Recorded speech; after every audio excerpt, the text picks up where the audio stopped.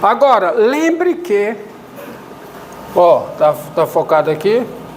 Lembre que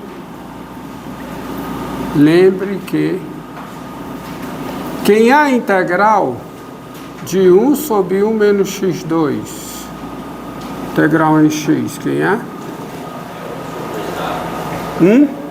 Quem é o A? Você tem que dar a resposta. Quem é o A é 1. Então fica com ele. 1 meio do logaritmo natural de quem? Do módulo x mais 1 sobre x menos 1. Mais uma constante. É ou não é? Tá?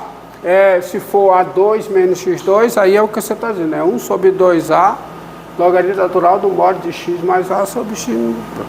Ai, não, professor, é 1 mais x sobre 1 menos x, mas é o módulo, né? Então eu posso colocar do jeito que eu quiser. Então isso diz o seguinte, olhe para cá. O que é que isso diz? Isso diz, entre outras coisas, que no intervalo aberto menos 1, porque quem é o domínio dessa função que eu estou integrando? Quem é o domínio da função que eu estou integrando? Quem é o domínio dessa função aqui? Quem é? É os reais menos dois números, o menos 1 e 1. Ou seja, é a união de três intervalos. É o intervalo menos infinito, menos 1 aberto, união com o intervalo menos 1, 1 aberto, união com o intervalo 1 mais infinito aberto. Então isso diz, entre outras coisas, que a derivada desta função aqui, ao longo de toda a reta, é a função 1 sobre 1 menos x2. Ou seja, em particular, a derivada desta função no intervalo menos 1, 1, é essa função que eu estou integrando. Mas a derivada do arco tangente hiperbólico no intervalo menos 1, 1 aberto, também é a mesma função. Moral da história, a função arco tangente hiperbólico e essa função aqui são as duas primitivas no intervalo menos 1, 1 de uma mesma função. Se isso acontece, no intervalo menos 1, 1, elas diferem por uma constante. Então, daí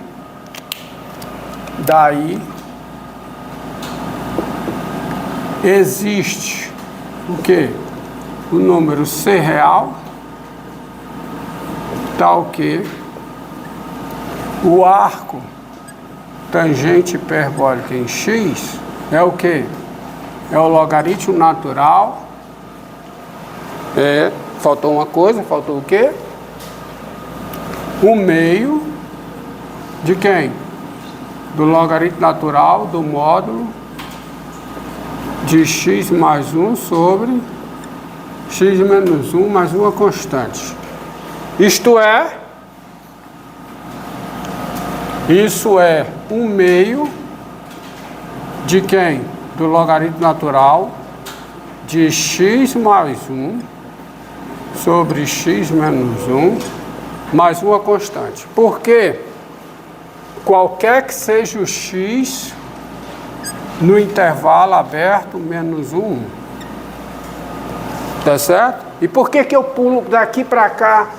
Qualquer que seja. Bem, eu só tenho isso. Eu tenho isso aqui, eu tenho essa igualdade nesse intervalo. Mas por que que eu posso tirar o módulo? Porque essa função x mais 1 sobre x menos 1, se você estudar o seu sinal, ó, vou colocar aqui, depois vou apagar, tá? Vamos estudar o sinal de x mais 1. Qual é o sinal vamos lá. Qual é o sinal de x mais 1? Será que eu estou certo? Vamos ver se está. Qual é o sinal de x mais 1? Qual é? 1? No 1. É quanto? É 0. Aqui é positivo. E aqui é o quê? Negativo. Hã? Desculpa. Menos 1. Lá, menos 1. E aqui é quanto? Aqui é 1. Tá certo? Vou colocar assim, ó. Já estou errado, tá? Isso aqui que eu coloquei está errado, vocês vão ver por quê. Bom, vou ver por quê. Por que eu coloquei errado? Essa igualdade está errada. Isso aqui é mais, tá? E x menos 1. X menos 1. Como é? É 1, 0, mais, não é? Menos. Então, quando eu pego o quociente, x mais 1 sobre quem? X menos 1. Menos 1, 1. No 1, não existe. O denominador não pode ser 1. Aqui é 0. Aqui é o quê? Negativo. Aqui é o quê? Positivo. Aqui é o quê? Positivo. Tá? Então, essa função que está aqui dentro, nesse intervalo, ela é negativa. Então, quem é o módulo dela? Quem é? É menos ela. Tá? Então, aqui vai ficar o quê? Vai ficar 1 mais x sobre 1 menos x. Aqui que está o erro. Porque o módulo dela é menos ela. Porque eu estou nesse intervalo, ó. Nesse intervalo, quem é o módulo disso? É menos isso. E quem é menos isso? É 1 mais x sobre 1 menos x. Entenderam? Entenderam o meu erro que estava? Agora eu consertei. Tá? Todos entenderam? O porquê? Então isso aqui, ó. Ótimo. Em particular, essa igualdade vale para todo x do intervalo menos 1, 1. Em particular,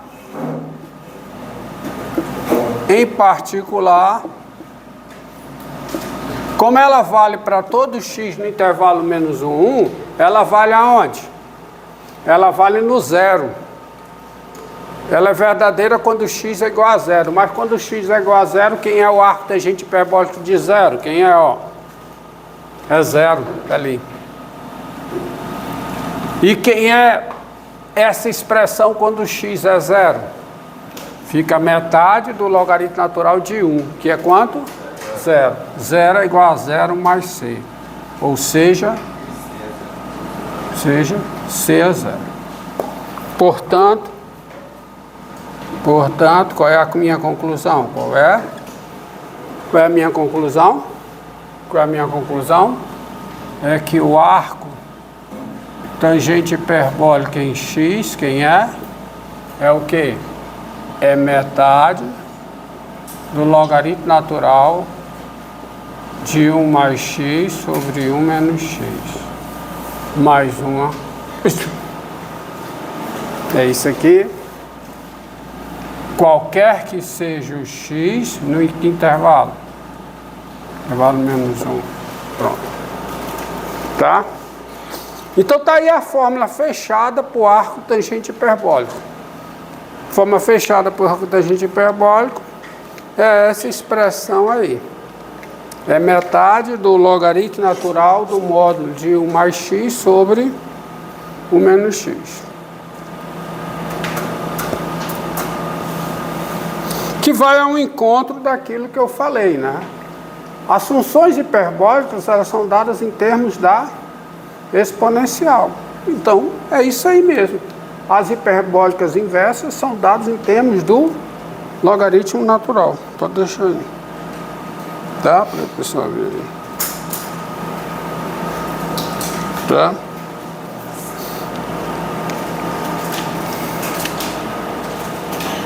Ó, entendo que como é que eu passei daqui para cá. É porque nesse intervalo, essa função aqui que eu estou calculando o módulo, ela é negativa, no intervalo menos 1. Então, o seu módulo é menos ela, que fica isso aqui. Mais x sobre menos x. Agora, vamos a outra. Tá? A função... Deixa eu esquecer alguma coisa. Não.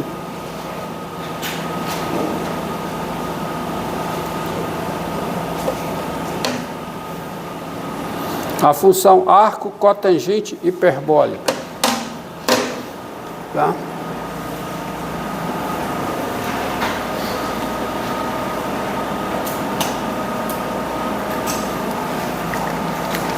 Agora pode vir para cá.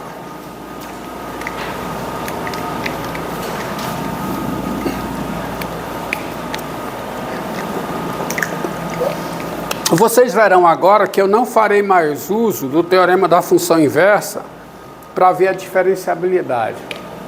Porque estão lembrados, não sei se vocês lembram, nas funções, as funções trigonométricas inversas, você tinha que o arco secante, o arco secante de x era o arco cosseno de quê? De 1 sobre x. O arco cotangente era o arco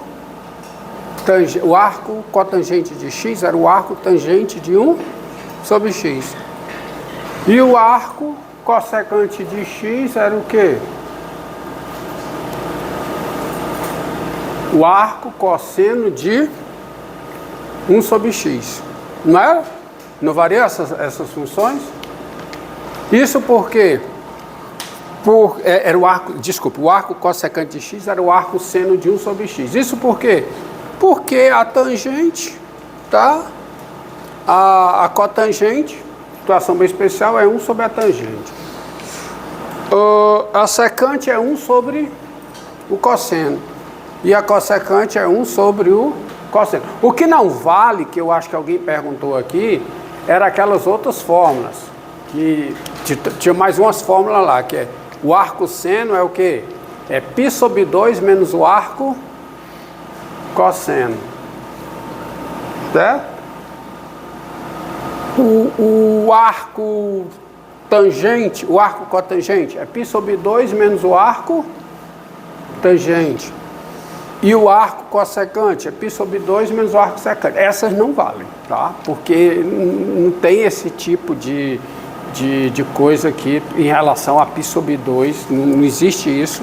Não tem a periodicidade, tá? Aonde? E nem aquelas outras propriedades reflexivas das funções trigonométricas. Mas valem essas que eu falei, tá? Então, vamos a que eu mencionei antes. Tá? Vamos aqui... A função arco cotangente. Vamos pegar o gráfico do arco cotangente.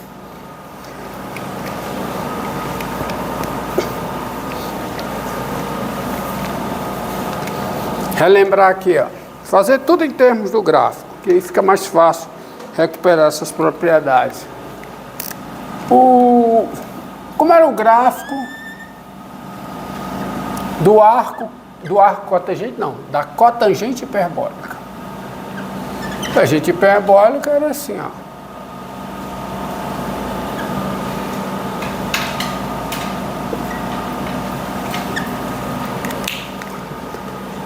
X, Y, e aqui era, ó.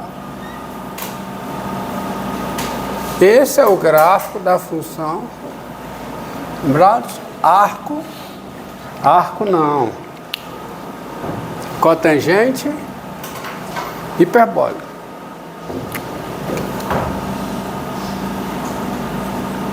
A cotangente hiperbólica ela é estritamente decrescente aqui, no intervalo dos negativos, estritamente decrescente no intervalo dos positivos. O seu domínio, cotangente hiperbólica, o seu domínio, conjunto dos reais não nulos. Então você percebe, primeira coisa, tá certo? A função cotangente hiperbólica, que vai de R asterisco em R, porque a cotangente hiperbólica em x é o cosseno hiperbólico de x sobre o seno hiperbólico de x.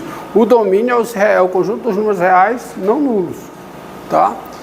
Então, ela é injetiva, ela é claramente injetiva.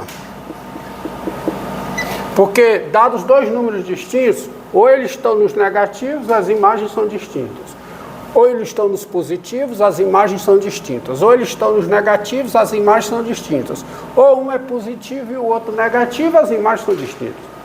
Então a função cotangente hiperbólica ela é injetiva, mas ela daqui para cá, mas não é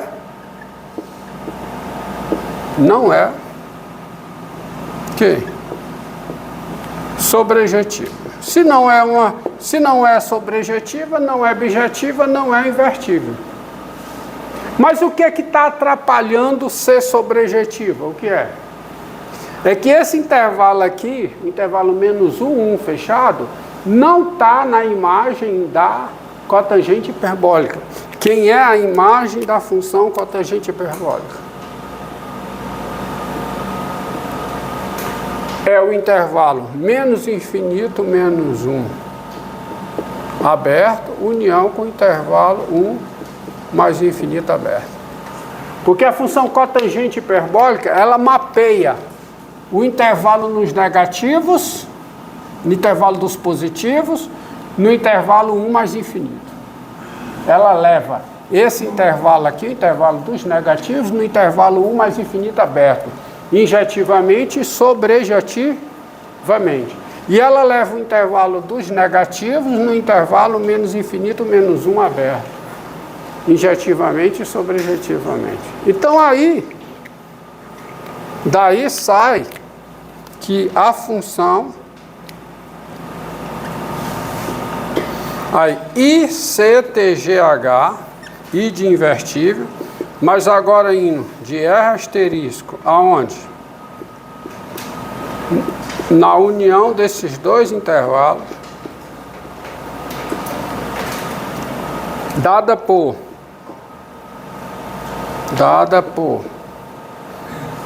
IC TGH de x igual a quê? Cotangente hiperbólica de x. Qualquer que seja x em R asterisco, isto é, qualquer que seja x diferente de zero, essa função ela é injetiva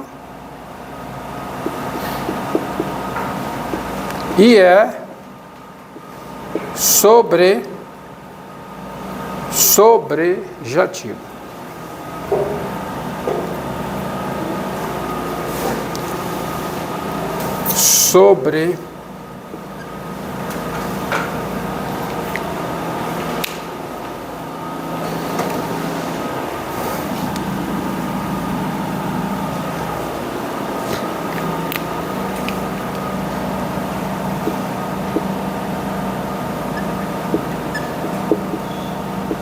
E se a injetiva e a sobrejetiva é bijetiva, logo é invertível. Aí a literatura dá um nome para a inversa dessa função. É a função arco cotangente hiperbólica, tá? Então vem a definição. Diga. Pronto, encerra, começa outra.